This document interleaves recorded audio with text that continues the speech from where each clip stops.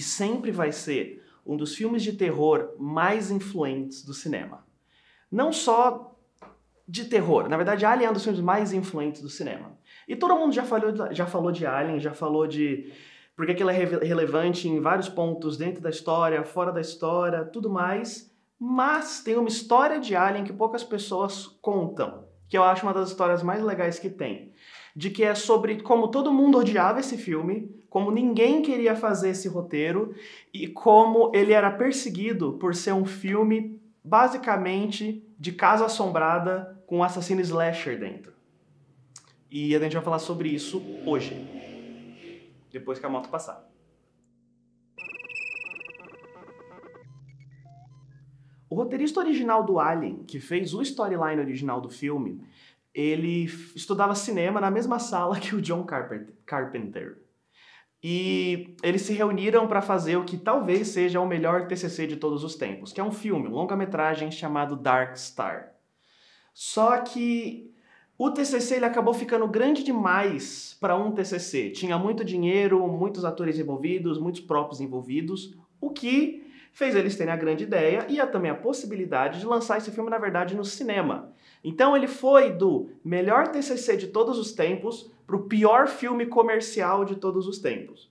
Porque, bom, sei lá, não existe nenhum TCC que seja tão bom que merece ser lançado no cinema. Até hoje eu nunca vi ninguém conseguir fazer isso. Se nem John Carpenter conseguiu, dificilmente alguém consegue.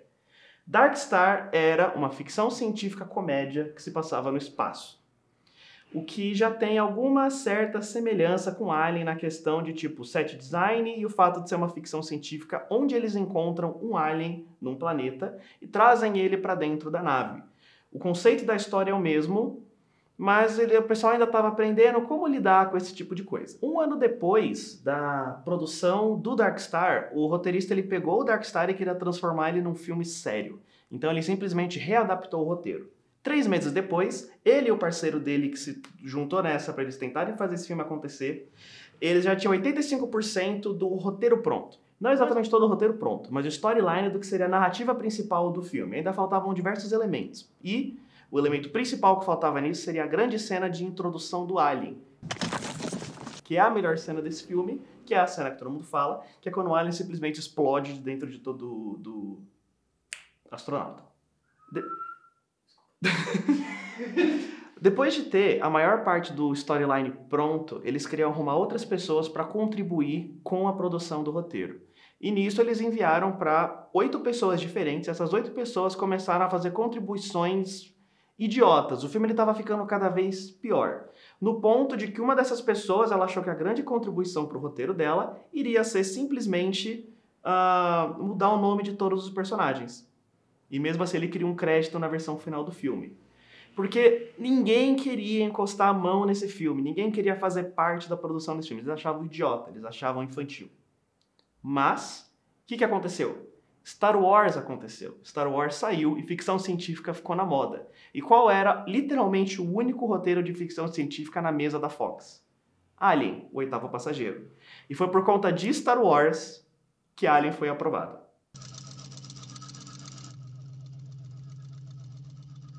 No momento que o roteiro é aprovado pela Fox, eles já têm a narrativa básica, de que caminhoneiros do espaço estão voltando de um trabalho que eles fizeram, interceptam um sinal de socorro, voltam, descem num planeta para explorar e tentar ajudar a pessoa que está mandando esse sinal de socorro.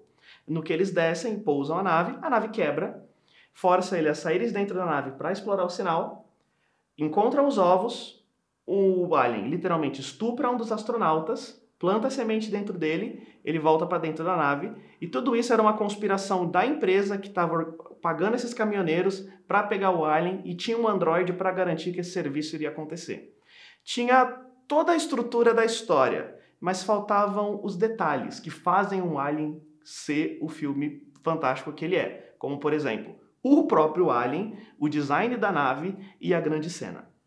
Nisso, para trazer esses detalhes, para trazer uma nova visão para o filme, eles acreditam que é o momento para você buscar o diretor do filme.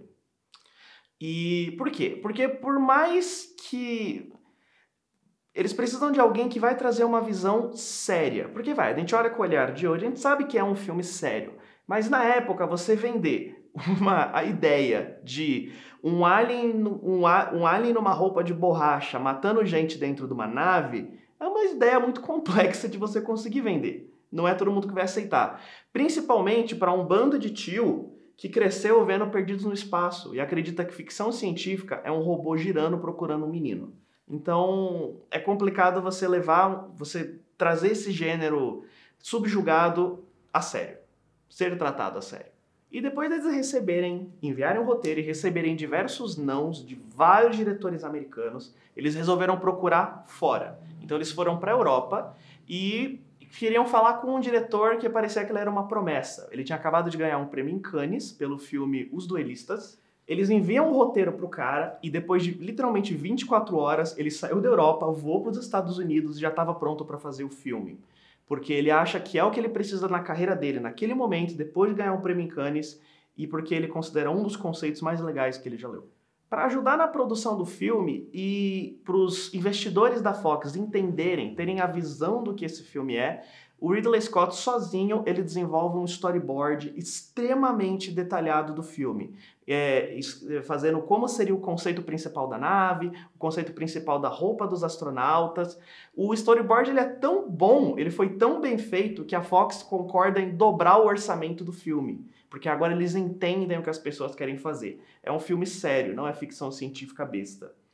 O que, bom, mostra a força de um bom storyboard e mostra realmente o interesse que o Ridley Scott tinha em fazer esse filme direito. E, usando um storyboard simples e bobo, ele consegue convencer as pessoas a literalmente fazer um filme de casa assombrada com um assassino slasher que eventualmente encontra um inimigo dentro da nave que ele não consegue matar e eles têm um confronto final no final do filme.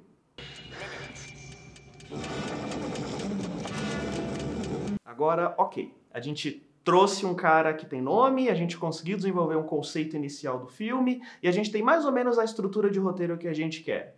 Agora, o que falta? O monstro.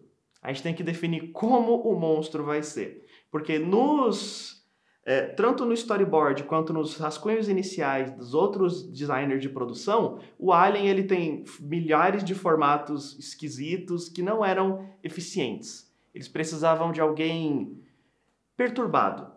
E, na época de produção do Dark Star, o roteirista do Alien ele conheceu um artista na Europa, que ele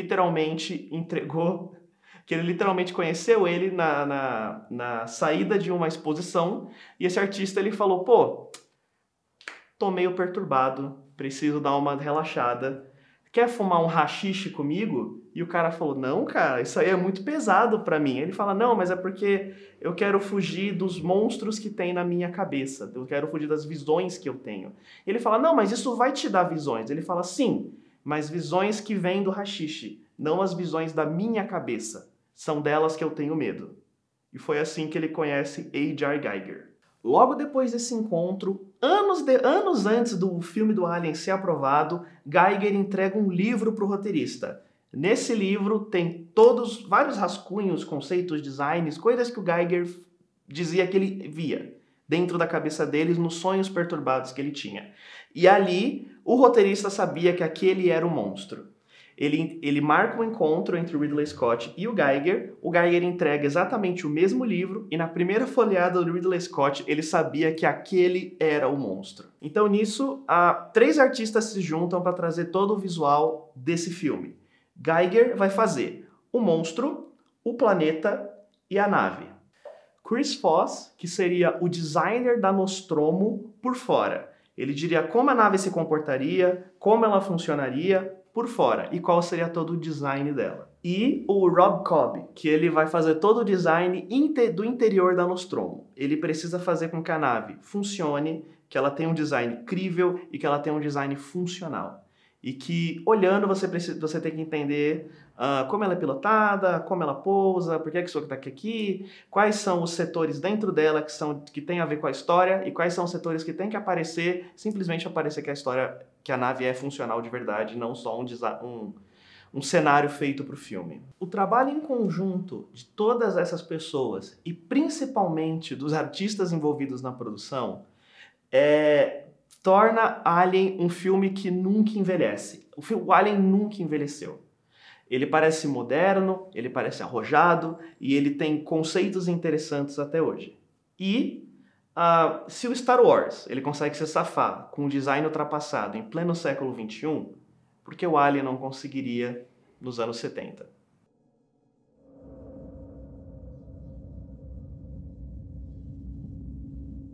Alien é um filme muito legal de você ver não exatamente o filme em si, mas você assistir o filme com os comentários do diretor, você pesquisar o storyboard do Ridley Scott, você realmente pesquisar, ler os livros e ver as ilustrações do Giger, e você pesquisar o background de todo mundo que trabalhou no design desse filme.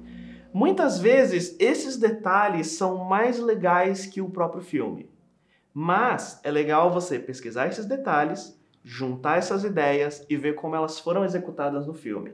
E você perceber que foi um momento especial na história do cinema em que as pessoas certas se encontram para fazer o filme certo. E é por isso que Alien nunca envelhece. E é por isso que é um dos melhores filmes de terror de todos os tempos. Bom, por hoje é só. Até já já. Você pode dar um like nesse vídeo. Você pode comentar nesse vídeo.